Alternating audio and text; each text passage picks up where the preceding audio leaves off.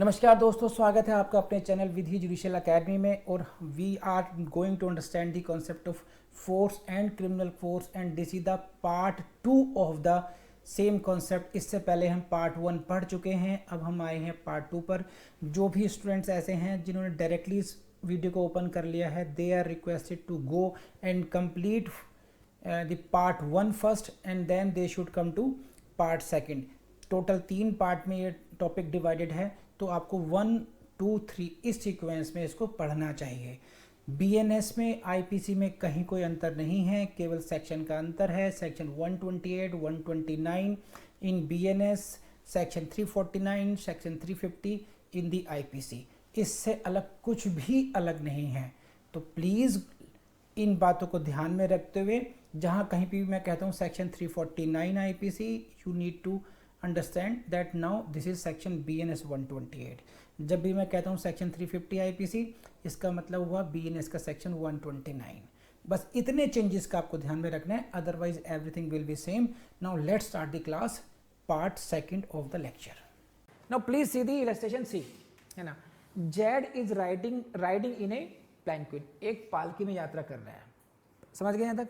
ये हो गए साहब, ये जो बैठे हैं इसमें, ये रे Z, he is traveling in this palanquin. Now A intending to rob Z seizes the pole and stops the palanquin. A, who is accused here, now intending to what? Intending to rob Z. Who is Z? Who is traveling in this palanquin. Seizes the pole, उसके खंबे को, इसके पोल को, वो ये रहा आपका खंबा, इसको ये भाई साहब आकर थे और ये रोक दिया उन्होंने, stop it now. Got it? Now here it is what? Here A has caused cessation of motion. समझ रहे हैं आप?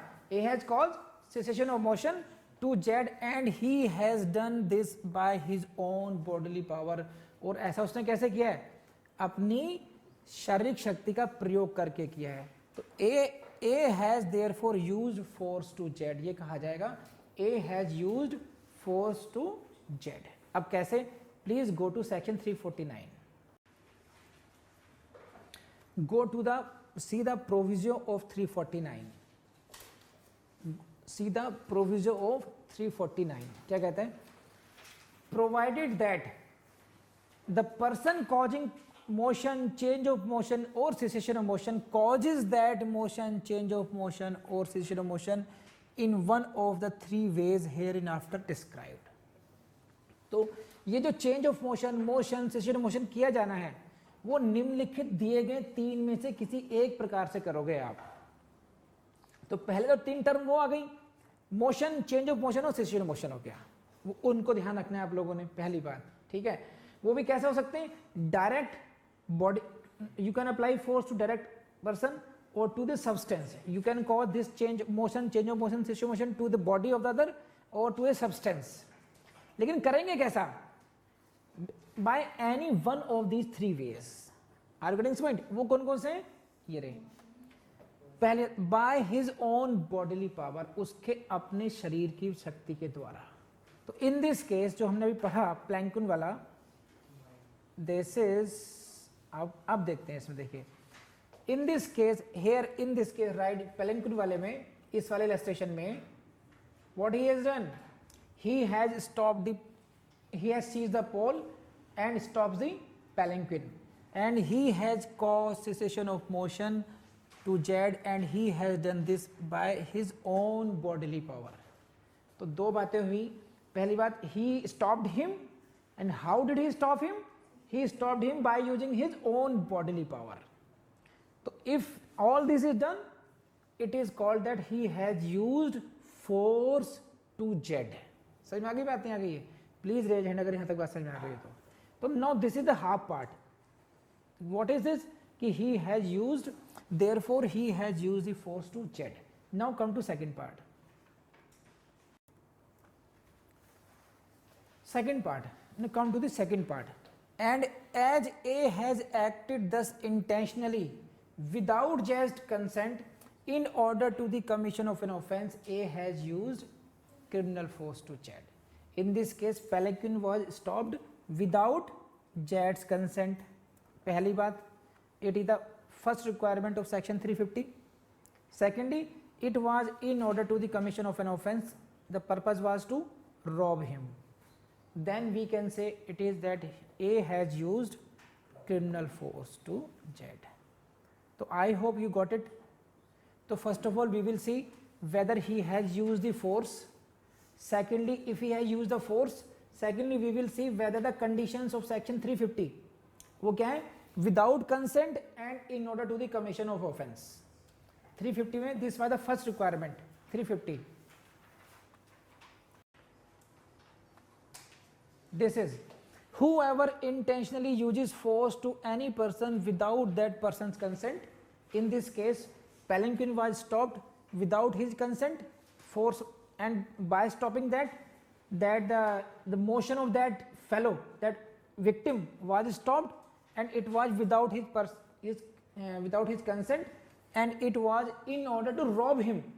It means what? In order to committing of an offense. So this is the case of force turned into criminal force. चलिए आगे बढ़ते हैं इसमें. Second बात क्या है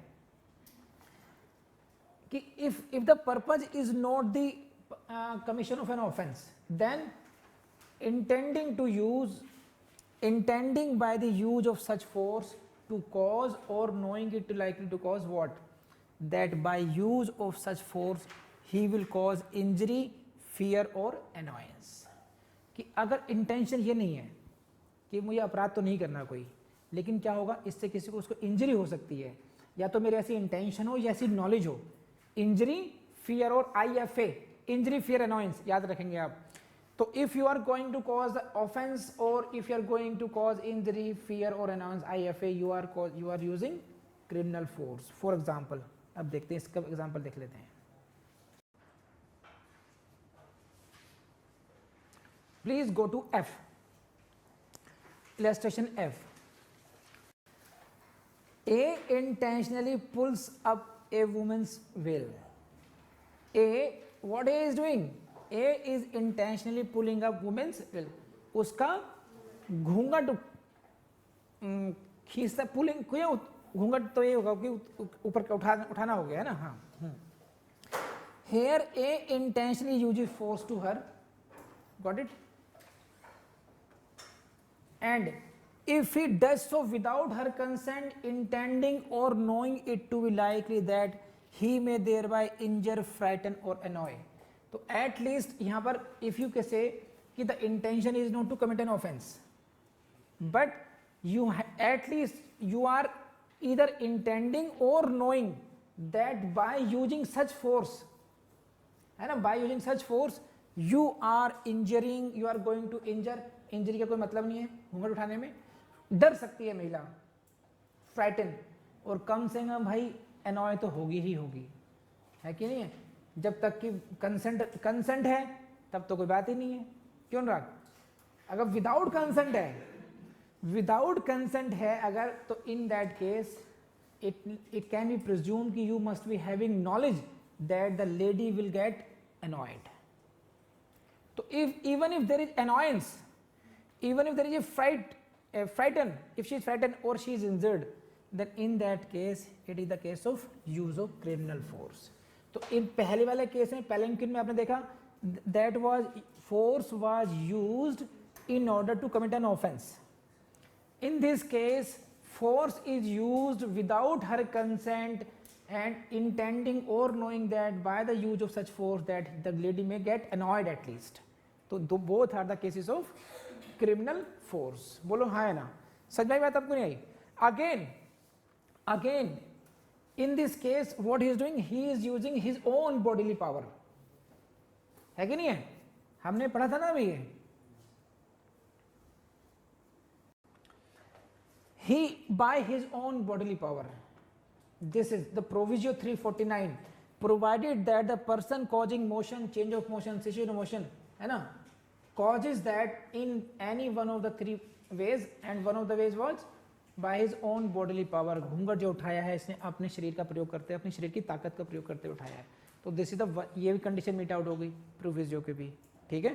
तो दिस इज अगेन. तो अब आगे बढ़ते हैं.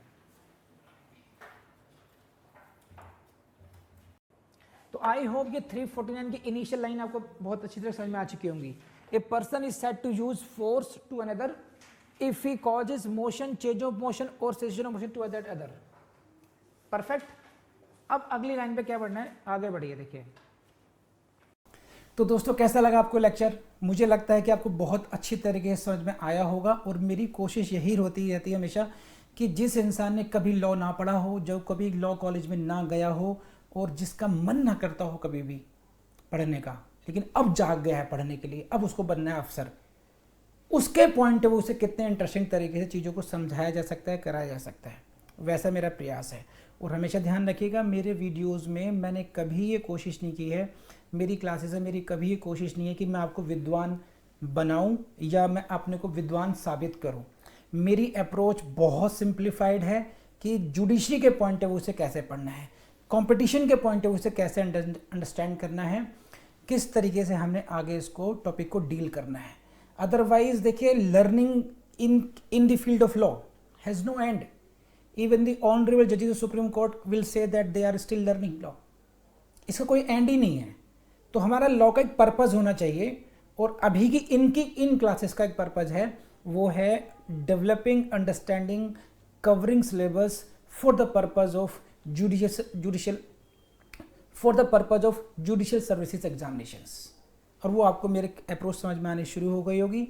I believe so, and if it is so, thank you very much, and please like the video, give your comments, give your reviews in Google review. Thank you very much.